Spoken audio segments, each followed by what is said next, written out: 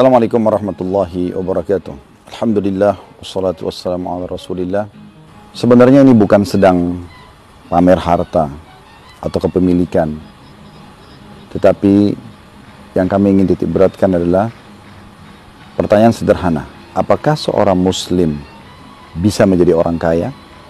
Apakah seorang muslim boleh menikmati harta dia, termasuk membeli barang-barang yang mewah? Ini yang butuh jawaban. Kali ini teman-teman sekalian, dari Dubai, kami sedang berada di salah satu komplek perumahan, dan di sini tidak asing sekali Anda melihat mobil-mobil mewah.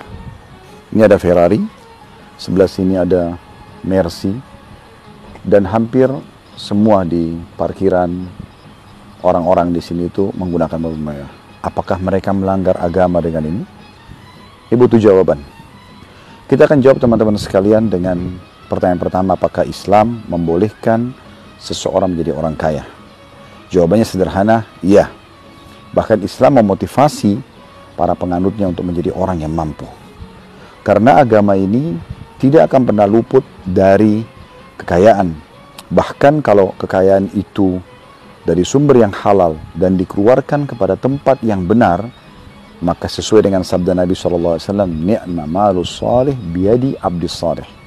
Sebaik-baik harta yang saleh, yang halal, yang banyak, yang mencukupi di tangan orang-orang saleh. Nabi SAW bersabda dalam sebuah hadis, Inna Allah yuhibbut taqiyul ghaniyul khafi. Allah sangat mencintai hamba-hambanya yang selalu bertakwa, patuh, kaya, dan juga suka menyembunyikan amal salehnya. Mungkin Anda tidak asing mendengar nama Abu Bakar, Abdullah bin Quhafa radhiyallahu anhu, Utsman bin Affan, Talha bin Ubaidillah, Sa'ad bin Ubadah, Abdurrahman bin Auf, dan banyak sahabat-sahabat Nabi yang lain yang kaya raya. Mereka memiliki banyak sekali perkebunan-perkebunan kurma, mereka memiliki banyak sekali barang perniagaan, bahkan pada saat mereka meninggal, gudang-gudang harta mereka dipenuhi dengan warisan yang sangat banyak. Semua itu karena memang Islam tidak melarang seseorang untuk memiliki kekayaan. Juga pernah datang kepada Nabi SAW sahabat-sahabat Nabi yang miskin, lalu mengatakan, ya Rasulullah, sahabat-sahabat kami yang kaya mengalahkan pahala kami, karena kami sholat, mereka sholat, kami puasa, mereka puasa, tapi mereka punya nilai plus, karena mereka bersedekah dengan harta mereka. Maka kata Nabi SAW, kalau gitu amalkan, subhanallah 33, alhamdulillah 33, Allah Akbar 33 selepas sholat. Pergilah atau pulanglah sahabat-sahabat miskin ini, kemudian mereka pun mengamalkan itu. Selang beberapa waktu, mereka kembali lagi dan mengatakan, ya Rasulullah, sahabat-sahabat kami yang kaya mendengarkan apa yang Anda sampaikan. Seakan-akan mereka mengatakan, ya Rasulullah, ada nggak amalan lain yang bisa mengimbangi sedekah mereka? Apa jawaban Nabi SAW? Dzalika fadlullahi yu'tihi man yasha. Itu karunia Allah, Allah berikan kepada siapa yang dia inginkan. Anda juga tahu dalam Islam, ayat-ayat Al-Quran tentang masalah jihad. Perintah jihad itu diikuti dengan bi amwalikum wa anfusikum. Kita disuruh berjihad dengan harta dan juga dengan jiwa. Dan itu lebih afdal. Ada orang yang cuma bisa menyumbang dengan jiwanya, dia pergi dengan tenaganya. Ada orang yang bisa menyumbang dengan hartanya, tapi kalau digabungkan keduanya, maka ini jauh lebih baik tentunya.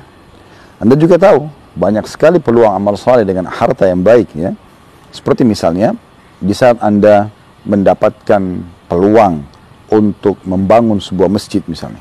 Bukankah semua orang yang sholat Anda akan panen pahalanya? Dibandingkan Anda cuma ikut sholat di sebuah masjid misalnya. Bukankah Anda bisa dengan harta membangun rumah anak yatim? Banyak sekolah-sekolah dan pesantren, jembatan, fasilitas umum. Anda bisa melanjutkan silaturahim, membantu orang susah, membayarkan rumah sakit mungkin orang yang tidak bisa membayarnya, dan sekian banyak yang bisa dilakukan dengan harta yang baik.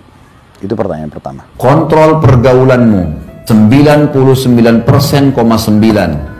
Teman-teman sekalian, rumah tangga rusak karena pergaulan.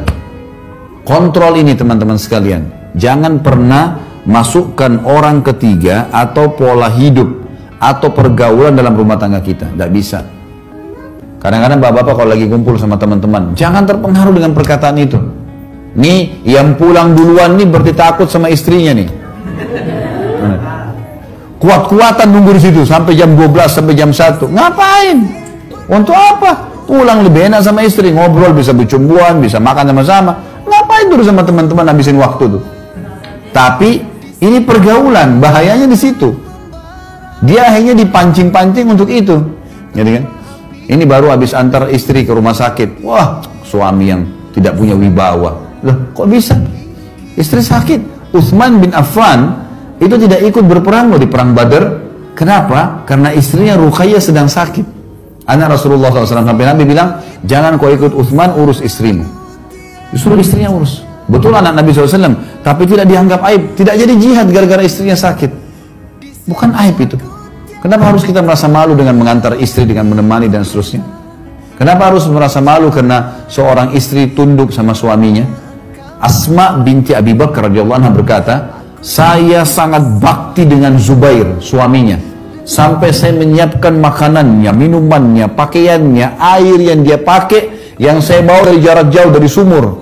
Zaman sekarang sudah tinggal buka keran selesai. Dulu Asma binti Abi Bakar ini memikul dengan punggungnya, bawa air untuk suaminya mandi. Dan saya mengurus anak-anaknya, serta menggantikan sepatu kudanya. Jadi sangat luar biasa itu. Dan mereka tidak merasa aib dengan itu. Karena dia kejar ridhonya Allah di sini. Bagaimana memaksimalkan pasangan dalam masalah ini? Jadi kontrol pergaulan. Ingat, kata Nabi SAW, almaru adini khalili, seseorang sesuai dengan agama temannya. Hati-hati pergaulan. Bergaul sama orang rusak, rusak kita. Bergaul dengan orang baik, maka baik.